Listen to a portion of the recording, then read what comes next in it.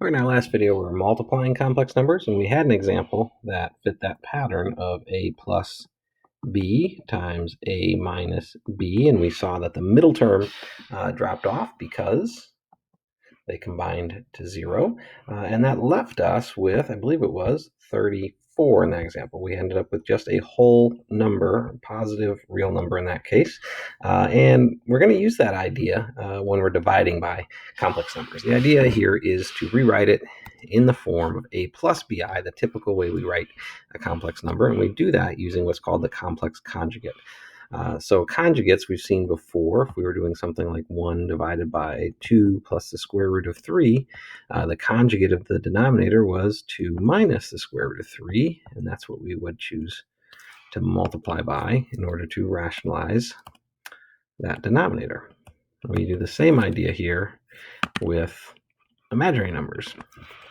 So here, the complex conjugate of 8 plus 3i would be 8 minus 3i. And we're going to multiply by that over itself because that's really just the number 1.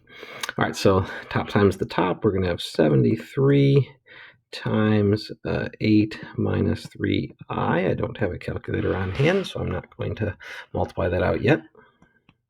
And then the bottom, we're going to have 8 times 8 is 64.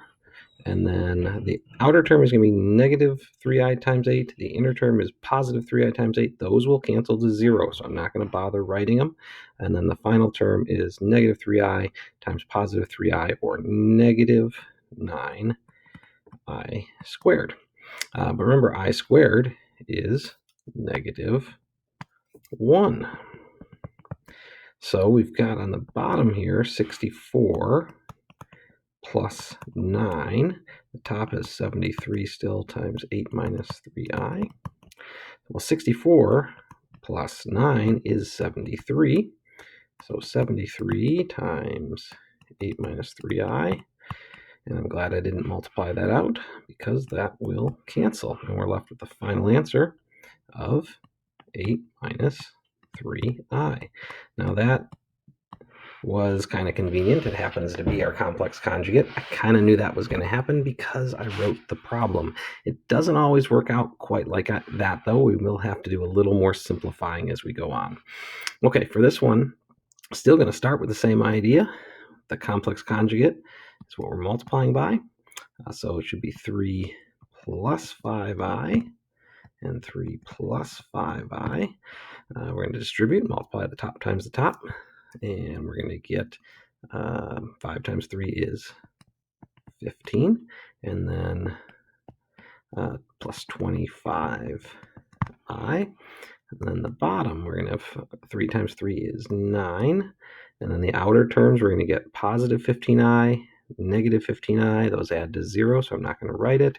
And then minus 25i squared.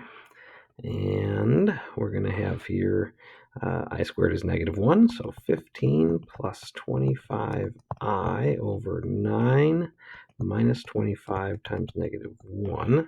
So that denominator is going to be 9 plus 25, which is 34.